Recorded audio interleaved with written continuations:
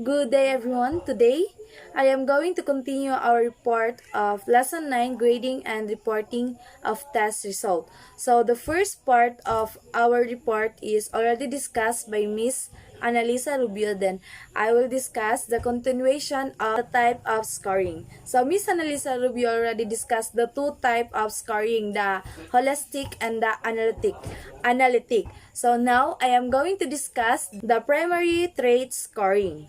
So, primary trait scoring focus on only one aspect or criterion of a task, and a learner's performance is evaluated on only one trait. This scoring system defines a primary trait in the task that will be then be scored. So, when we say criterion, no, it is your score over the given criteria. So that is the meaning of the criterion. So this type of scoring, the primary trait scoring, it is focused the aspect of the criterion or the criteria itself. So we'll know that the criterion is a standard on which judgment or decision may be based on a given criteria of a teacher. So that is the primary trait scoring. Bale, the teachers evaluate the scores or give the scores of the students by base of its criteria or the given criteria of a teacher. So next. So the last type of scoring is the multiple trait scoring. So, it requires that an essay test or performance task is scored on more one aspect, with scoring criteria in place so that they are consistent with the prompt. Multiple trait scoring is a task specific, and the features to be scored vary from the task to task. Thus, requiring separate scores for different criteria. So, a while ago, I discussed the primary trait scoring. It means only focus of one criteria. But now, the analytical the analytical type of scoring, it is being used in the fourth type of scoring, the multiple trait scoring. That it said here that the teachers or the facilitator give the student score by having the different kind of perception, like the teacher's guide will be the criteria, the performance base or the essay test, that the teachers will give a scores to a particular student by its by guiding or by evaluating or by evaluating to the criteria, the essay test or a performance test. It is used from the word multiple. So from the word multiple, so it use a different and not only one aspect but two or more aspect that the teachers use to give a scores from a students. So next, what are the different types of test scores? So now, we are going to discuss the different types of test scores. So, in grading, teachers convert different types of descriptive information and various measures of learners' performance into grade or marks that will provide feedback to learners, parents, and other stakeholders' learners' achievement. We all know after the assessment, after all of the activities of the students, at the end of that activity, the grading is the final or the feedback of the giving of the feedback of the students to their effort, to their activities, to their different performance in our session will be have appropriate grading. But now I am going to discuss to you what are the different kinds of grading. Diba we all know that some of the teachers or some of the schools give their students a grade like they have satisfactory, very good, very good. That's like no that the other also give 1 2 3 grades. We all know that grading is the last steps in our activities. As a student also, di ba we all know that after our activities after our performance, the teacher's task is to give feedback to the students.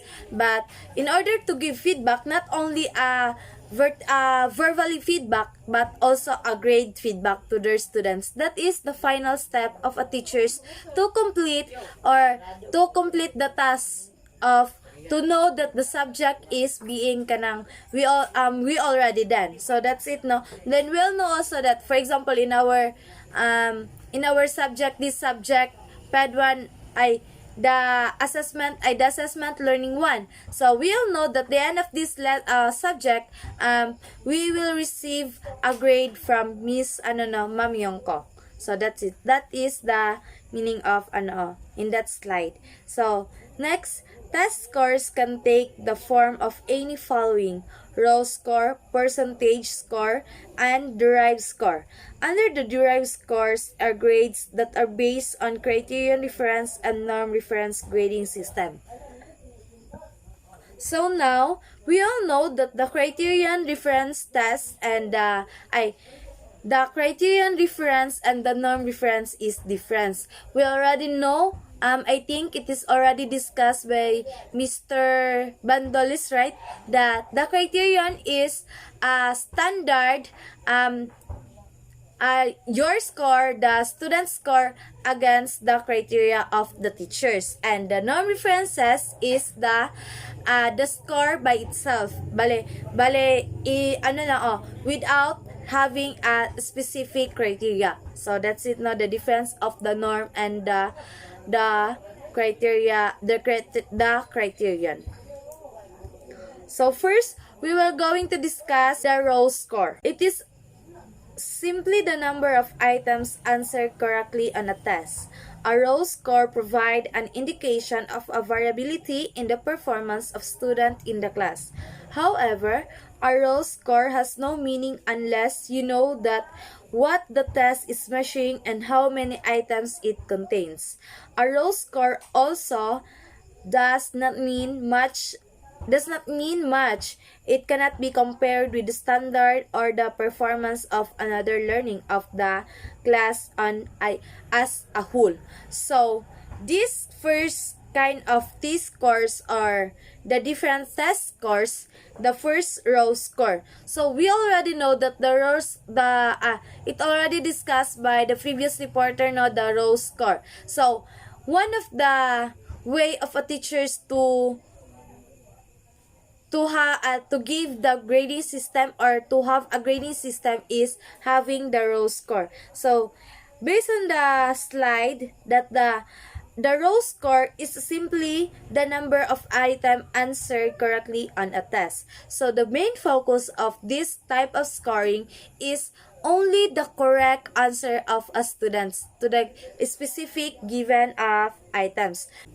Diba, it's stated here that the row score has no meaning unless you know what the test is measuring and how many items it contains. So that's it. If you don't know what is the overall items or how many items that the assessment given from your student from their assessment or by you as a teacher it is meaningless. So it is really important to give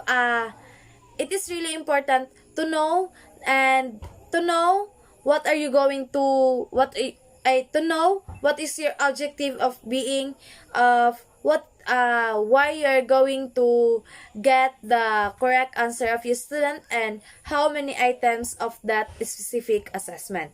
So that's it, no? That is a row score. So next, for example, so we have example of a row score. So for example, a row score is 95 would look impressive, but only there are 100 items in the test. However, if the test contains 500 items, then the row score of 95 is not good at all. A test that only give a row score but not the total number, the item does not measure and communicate the learner's performance or achievement. Row scores may be useful if everyone there are, and how learners typically do if it it is a test. So, di ba, I already stated earlier that it is very meaningless if you don't know the overall items of the assessment, of the given assessment. Di ba, for example, if the raw score is 95, so it is really impressive if the overall items of test is 100. So, if you don't know that the overall items of that specific assessment or a test is 500, it's not good outcomes, or it is not good kanang scores of a student if the overall items is 500. So, if you don't know what is the final or what is the overall item of the test, so you cannot say if the learners nakapasa ba siya or nabagsak siya sa given assessment. So that's it, no. In raw score, it is really important to know the overall the overall items or the overall test items that is given by a particular assessment, because in order for you to know if the student is nakapasa ba siya or wala. So next, the percentage score. This refers to the percent of items answered correctly in a test. The number of items answered correctly is typically covered to percent based on a total possible score. The percentage score is interpreted as the percent content, skills, or knowledge that the learner has a solid grasp of. Just like a raw score, percentage score has limitation because there is no way of comparing percentage correct obtained in a test with the correct percentage in another test in a different difficulty level. So that's it, no. The raw score and the percentage scores, they have the difference. They have a similarities. One of their similarities is the recorded is only the correct answer. So it is, for example, the 95 over 100. So in order for you to get the percentage scores of your student, you simply divide the 95 all over the items, then times 100 to get the percent of the scores of your students. So that is the percentage scores. So next slide will be percentage scores is the most appropriate to use in teachers made or criterion difference tests. Performance scores is appropriate to use for teachers made that is administered commonly to class or the student taking the same course or the same content or syllabus. In this way, student test performance can be compared among each other in the class or their peers in among other section. And the same other percentage scores is suitable to use in subject when the standard has been set. So that's it.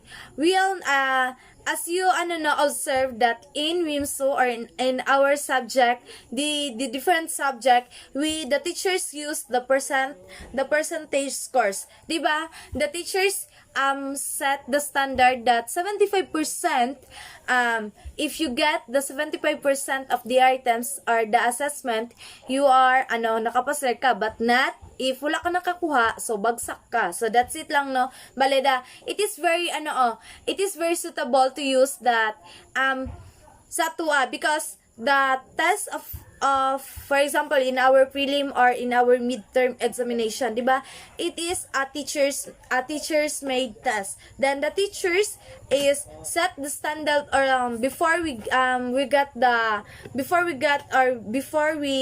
took examination, the teachers already inform us or set the standard that we really need to get a 75% of the test. Bale, percentage scores, the scores of students is being solved in percentage way. So next slide will be the criterion difference grading system. So this is the grading system wherein learners' test scores or achievement levels are based on their performance in specified learning goals and outcomes and performance standard. Criterion difference grade provide a measures of how will the learners have achieved the present standard, regardless and regardless of how everyone else does.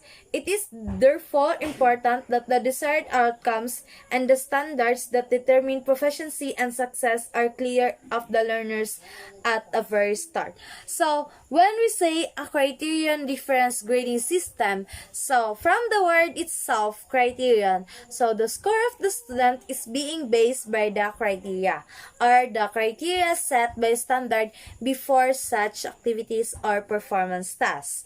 So, this criterion reference grading system, it is a system where the learner's tests or achievement tests are based on their performance, specified learning goals, outcome, performance of standard. So that is the meaning of the criterion reference test. So it states here now that it is very important to have a desired outcome. For example, if we have a GRAST examination. So, for example, in our theory of mathematics, diba? So, we, Sir Stribor, gave us a criteria of our final examination of the dramatization of a mathematician, or a life of mathematician. So that is, that criteria state that it is serve as our goals, or it will serve as our basis on how the teachers, and it will serve also that basis of a teachers on how he or she grade the students on her performance or activity. So next, the following are some type of criterion reference scores or group. So first type is 3.1, pass or fail grade. So this type of score is most appropriate if the test or assessment is primary or entirely to make a pass or fail decision. In this type of scoring, a standard or a cut-off score is preset, and the learners is given a score of pass if he or she surpass the expected level of performance or the cut-off scores. Pass or fail scores is most appropriate for comprehensive or licensure examinations because there is no limit to the number of examinees who can pass or fail. Each individual examinee's performance is compared to an absolute standard and not to the performance of others. So, the first type of criterion reference scores or group is the pass or fail grade. So, this type of criterion, it's stated here that it is based also the criteria itself. This type of scores is very appropriate to the test or assessment of primary. So for example, if the teachers will give us, if you got 25 points in our examination, so you will be passed. So if you get 24 below, so you will be fail. So that is the example of pass or fail grade. No, they simply give you they simply give a standard. So for example, in the licensure examination, diba in LET or the other kinds of examinations, some of that is 75%. If you get the 75% of the total items, then you will pass. If you don't, if 74 below, then you will fail. So that is the example of pass or fail grade. So the next type of criterion reference scores is the letter grade. So this is the one of the most commonly used grading system. Letter grades are usually composed of 5 levels grading scales labeled from A to E or F. The A represents the highest level of achievement or performance, and E or F is the lowest grade, representing a failing grade. These are often used for all forms of learning, such as the quizzes, essay, project, and assessment. So the next slide, we see that the letter grade are the A, B, C, D, and E. Then it have a the opposite slide, the opposite column is the interpretation. So for A, it is excellent. For B, good. For C, satisfactory. For D, poor. And E, unacceptable. So, the above evaluated descriptor indicates that the teacher's criterion reference judgment of the learner's achievement of the performance level. However, it would be best that the teacher's description are paired with the specific performance indicators that will be identify the qualitative differences from the grade scales, from the grade category scales, between the grade of categories. So that's it, no? So the second type of criterion reference course is the letter grade. So diri in our schools, I didn't experience having a letter grade, but kanang magkita bitan na to sa TV, no, nga or some of the activities they use a letter grade bale. And also this letter grade, it has a different standard. Next, the disadvantage of a letter grade. The cut-off between grade categories are always arbitrary and difficult to justify. For example, if the scores of C ranges 76 to 85, learners who get the 76 is writing test and those who receive 85 will both get the same letter grade of C, despite that the 9 points difference. Then, if the next range of the grades is 86 to 91, then the one who gets 86 receive a grade of B, although it is just a one scores higher than 85, which is received the grade C.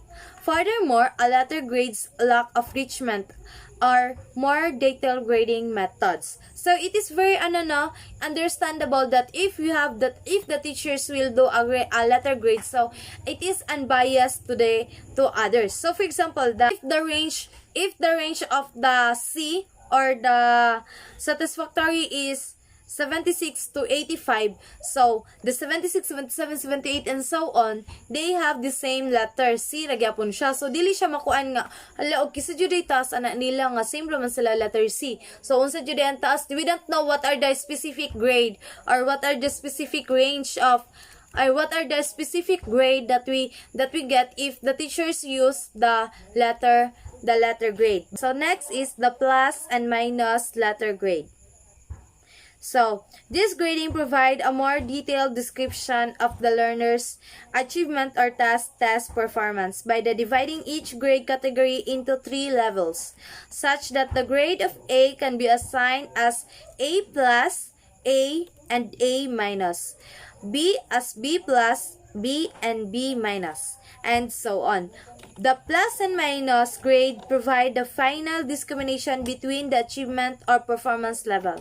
They also increase the accuracy of grade as the reflection learner's performance, enhance the student motivation, and discriminate among performance in very similar pool of learners, such as those individual scores or star section.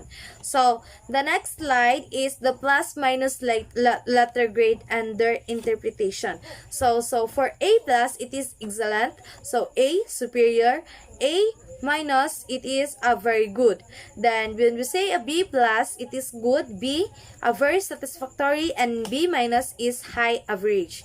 When we say C plus, it is average. C, fair.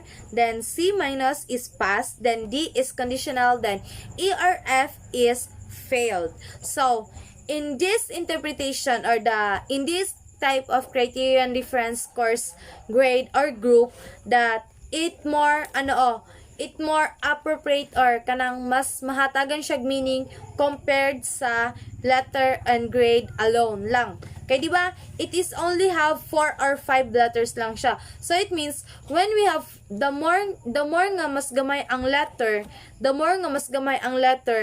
sa letter grade scoring is the more nga tag-as ang iyahang range. But here, if the more the kanandaghan ng letters, so gagmay ra yung range. So for example, if you have kanang 85, 86, 87, 88, so it is a B plus. Then Then 90, 91, 92, 93, it is A minus. So gagmay ra ang iyang agwat. Bale, it is the same ra gyapon siya ang disadvantage nga we cannot say that what are our specific grade if ano ra gyapon siya, wala gyapon siya specific grade, but it is more having a detailed description of a level of learners achievement or performance test. So next slide will be the categorical grade. This system of grading is generally more descriptive than letter grade, especially if coupled with verbals levels. Verbals levels eliminate the needs of a key or legend to explain which of grade category means. So for example, sa different sa tuang essay, di ba a teachers can give a percent scores or a percent scores or katong letter grade scores. So here the categorical, it has a different categories. If you have fail, pass, asa pa ba? Basta lang no, it is more verbal levels eliminate in order for a teachers to evaluate or in order for a teachers to give a scores to that specific specific assessment or a test. So next is the norm reference grading system. So when we say norm references, it is the kabaliktaran of the criterion differences. So criterion, it has a criteria. Then when we say norm, it is only the scores itself by a student or by a particular student lang siya. Bale, your score is compared to your classmates or other section. So that's it. So in this method of grading, learners' test scores are compared to those their peers. Norm reference test grading involves the rank ordering system or expressing a learner's scores in relation of achievement of the test of the group. The peer group usually serve as the normative group. So when we say norm, no, it not stated here that ay wala na siya talk about here the criteria of the test or the activity or the performance. It only talks compared to those who are to their peers. So bale compares na lang sa imuhang mga classmate or to your to your different section na lang siya ang imo score compared to the different section. So that is the kanang norm grading system. So, unlike the criterion difference scoring, norm reference scoring does not tell what the learners actually achieve, but only indicates that the learners achieve in relation to their peers' performance.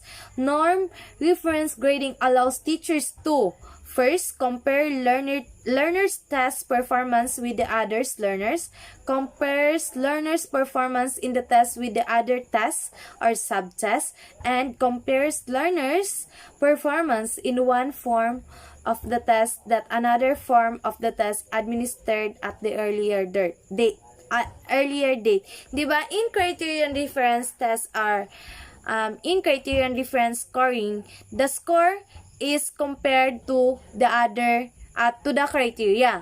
But when we say the norm reference score or grading, it is simply kanang compared ang imong score compared lang siya sa the other students lang siya. So di ba naka-state diri that the compares learner performance from one form of test with the other form of test administered earlier. Then diri siya naka-state nga ang score sa students is not being compared to the criteria because it is not criterion differences. Bale dili siya the scores or the scores of the scores of the student is not it's not based on the criteria of the kwan. Wala siya naka-state nga dapat magkakuha mo og 75%, but simply in this type of scoring that the score is being compared to the other section or to the other block. Next, so also diba we have the different types of criterion difference tests or grading, and now we are going to discuss the different type of norm reference scores. The first type is the developmental scores. So, this is the scores that have been transformed from raw score and reflect to the average performance at age and grade levels. There are two kinds of developmental scores, the grade equivalent and the age equivalent. So, first we discuss the grade equivalent scores. So, it describes above a growth of scores and status scores. So, next, the age equivalent scores. So, it indicates that the age level that is typically to a learner to obtain such a raw score. It reflects the learner's performance in terms of chronological age compared to those in norm group. Age equivalent scores are written in hyphen between the years and months.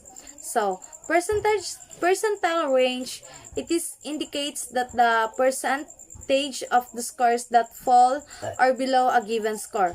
Percentile range that the from 1 to 99, for example, if the learners obtain scores of 75 percentiles in standard achievement test, it means that the learners was able to higher score than 75% of the learners or peers of a norm scores or of a norm group. So, diba, we already discussed about the percentile and how to get the percentile of a given score. So, in this case, the percentile rank, it is a type of norm references that, for example, if the total scores is 100, then you get a 75. Probably you get the 3/4 of the total scores of a scores. Then percentage scores, then you will you get the 75%. So, from the word percentile, diba? So, it is the percentage of a given scores. So, next is the Stein score. So, this system expressed test result in 9 equal steps. This range from 1 lowest to 9.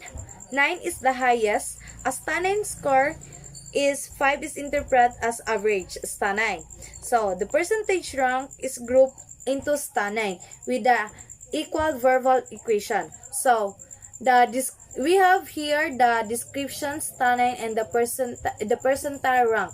So, if you have very high, then your Stein will be 9. Then the percentile rank is 96 and 95 above. 96 and above. Then the average, above average is 8 and 7. So, and under the 8, the percentile rank is 90 to 95. Then the 7 is 77 to 89. So, the next is average. Diba? It's stated here that the average is in the middle. So, it is the average of the Stein. Then the average is 66, the 6, 5, and 4. So, for 6, the percentile rank is 60 to 76, 40 to 59, and for 4 is 23 to 39. Then, below average is 3 and 2. So, for 3 is 11 and 22, then 2 is 4 to 10. Then, very low is 1, 3 and below. If you get a percent of 3 and below, so you get a Stein score of 1. So, next is the standard score. So, they are raw score that are converted into a common scale and measured that provide meaningful description into individual scores within the description. The distribution of the standard scores distribute the difference of raw score from a sample mean, expressed in the standard deviation. Two commonly used standard scores are the z-scores and the t-scores. So, first we have the z-scores. It is one of the standard score. Z-scores have a mean of 0 and a standard deviation of 1. It is computed using the following formula. So, z sub interval equals x sub I minus mean over S, or Z sub I equals x sub I minus mean over all over the variance. So we already discussed, no, I think it is discussed by Miss Yula Gumugot about the z-score, and the standard score. So we have different formula to get the standard scores of us students. So we are not going to discuss further, no, because it is already done to be discussed by the other reporter. So in this kind of norm reference test, the standard score. So first, we get the raw scores of the students. Then that raw score, it is converted into a common scales of measurement that provide meaningful description of the individual scores within the distribution. So that's it, no. So we have the different kinds of standard scores, the z-scores and the t-scores. So we already discussed the z-scores. It is just follow the formula here, the z1 and that, no, i-follow lang na siya ang formula to get the z-scores. So next is the standard score are useful when you want to compare learners' test performance across two class distribution. So for example, so we have class A and B. So for the standard deviation 1 and 5, then the mean score is 85 and 90, and the score of the student is 90 and 95. So same lagya po ni siya sa report ni Yula sa example, no, ang given example, if naka-remember mo. Bale, ang given example ni niya is same lang jud siya. Pati ang mga numbers, same lang siya. So in order to get, no, so our mean, so for class A daw, para kay, so assume that the class A is the class A. So for let assume, no, that the first is si Luis. So we have ang class B kay muna na siya ang mean nato niya kay 90. Then ang score sa ni ang mean pod ni Luis. So that's it. So in standard deviation, si class A daw na siya 1, di ba? Nakabantay mo sa taas, 1 ang iyang standard deviation. Then kay Michael is 5. So if we solve that 90 minus 85, di ba 5? So 5 divided by 1 is equal to 5. So that is kay Zeus kay 5. Then kay Michael is 95 minus 90. Pila man? So, di ba ang score ni Michael is 90 man. So ang mean niya is 95. So if we minus that, 95 minus 90 is 5, and 5 over 5 is equal to 1. So that's it lang. Ganaon lang siya pagkuha ang z-score. So next we have a t-score. So, di ba one of the type of standard score is the t-score. We have z-score and t-score. So, the first is, it is another type of the standard score, wherein the mean is equal to 50 and the standard deviation is equal to 10. The standard, it is the linear transformation of the z-score, where the mean and the standard deviation, it is computed from the z-score with the following formula. T equals to 50 plus 10z. So, a t-score of 50 is considered average, and the t-score ranging from 40 to 69 is within a normal range. The t-score of 30 and below, and the t-score of 70 and above are interpreted as low and high test performance respectively. So, the 50 here is kanang constant, then also the 10 is constant. So that is lang, no, bale ang usa to value sa z-score is substitute lang nato siya sa z, so para makuha nato ang answer. So for example, if nakuha nato diri sa z-score ni Michael, di ba natay 1, so i-substitute lang nato na siya diri sa z. So 50 plus 10, quantity of 1 is 10. Then, 10 plus 50 is 60. So, bale, ang t-score interpreted as, ang nakuha ni Michael is normal range. Bale, normal or in average range ang iyahang nakuha.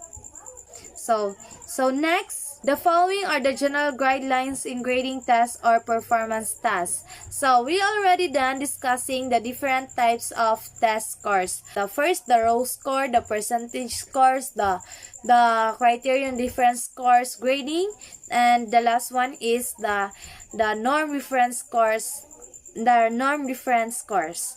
So, now, let's move on to the general guidelines in grading a test or a performance task. So first, state the purpose of an assessment. Before coming up with an assessment, it is the first important to determine the purpose of the test So di ba, so to katong magbuhat ta og test questionnaires or magbuhat ta og sa atuang objectives sa atuang lesson. So, di ba, it is very important to know what is the purpose of doing that kind of activity. So, in this activity also that kanang mag-grade ta sa atuang student. So, the first thing we need is to know or to determine what our purpose. It is very important to know what our purpose because our purpose of it can be our objective, our goals, kanang it will become kanang pwede siya mahimo na tong guidelines to how to grade our students on their activity or performance tasks. So next is be guided by the desired learning outcomes. So the learning should be informed early on what the expected of them in so far as learning outcomes are concerned, as well as how they will assess and graded in the test. So our assessment also should be aligned. Dapat ka ang atoang assessment is connected to our learning outcomes or what are the learning outcomes. Diba? Dapat align yun siya kay if as a future teachers maghatag ta og kanang different assessment dili na day siya align sa tuang mga estudyante ang gibuhat na to nga assessment. So makaingon sila nga ang atuang gibuhat nga assessment or test is kanang wala bitaw natunong sa tuang lesson bale dili siya align and dili po siya connected, then it will kanang dili na siya makasuit or dili na siya makapasar sa psychometric properties of having a test questions. So that's it no, dapat dapat be guided or be aware of our desired learning outcomes. We always remember that kanang, and also if our test question or our assessment is aligned to our learning outcomes, so it is easy for us to give a feedback or to grade our students. So next will be develop grading criteria. So, grading criteria to be used in traditional tests, in performance tests, should be made clear to the student. Similarly, learning should be informed in a weight of each criterion. So, that's it. So, developing a grading criteria. So, for example, if the given criteria of the teacher is kanabitang makalibog, kanang bali ang dili siya align sa aton topic ng aton topic is all about sa lesson lang man, dili siya performance based, then ang iyang gihatag nga criteria is pang performance based. So di ba nakabutan dito teamwork, the creativity ana, so dili siya align sa ato ang gihatag nga assessment. So it is hard for us to give a grade because kanang ang ato ang criteria pa lang wala na siya na-suit sa ato ang assessment. So it is really important that our criteria is developed, bali it should be aligned, it should be kanang dapat naka-align jud siya sa ato ang lesson outcomes, sa ato ang what our purpose og sa ato ang lesson. Kay for that, the students dili maglisod and also ang teacher pod dili pod maglisod og hatag og feedback sa iyang estudyante. Kay naka-align naman siya bale ang student kay di ba makaingon ta nga criteria, it will serve as the student a guide. Di ba? It will help us to guide what are we going to do. For example, katong gibuhat na to nga activity last December 1 that kanang gabuhat taog kanang PE Arnis dance, di ba? Kanang we are guided by that criteria. Bali ang ato ang sayo kay dapat na nakabutan dito a level of difficulty, so dapat naka-align jud siya. Next is inform learners what the scoring method are to be used. So, learners should be made aware before the starts of testing whether their test responses are be scored on base of the number right, negative marking, or through non-conventional scoring method. So, inform learners what the scoring method are to be used. So, di ba, gi-discuss na ni ma'am sa tua that before mag-start ang class, a student should be aware what are the teachers going to use and what are the criteria, what are the kanang unsa ang gamiton sa teachers kay para i-grade ta niya, what are the possible if for example if you get 60 below, then pwede na ka ma-drop ana, or pwede na hagbong na ka kay you get a fail grade if makakuha ka og kuan. So if makakuha kag 60, so that's it, no? Inform the learners. So it is very important not only not only that you are a teacher, you will not going to inform that what are the grading methods that, or what are the scoring methods that you are going to use in your percentage scores ba ang imong gamiton, or different types of test methods. So it will help also the learners that to test that their responses bitaw are to be scored based on the negative or the correct answer lang ba. So di ba ana, so for example as a learners, di ba, di ba, we are aware that for example si Sir Estribor, di ba, he kanang in the beginning, he kanang discuss, or he told us that every time we are going to read, we are going to explain, we are going to participate, he will record it. So for us as students, we are aware that every discussion I really need to participate because Sir Estribor will always record our participation. So if I will not participate, then I don't have grade. Then it will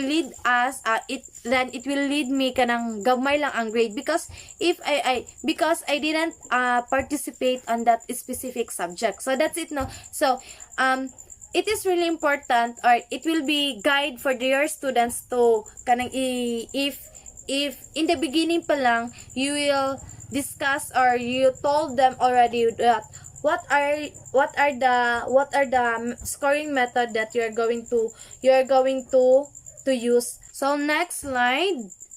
So the next slide, I think it will be discussed by Miss Hernando. So thank you.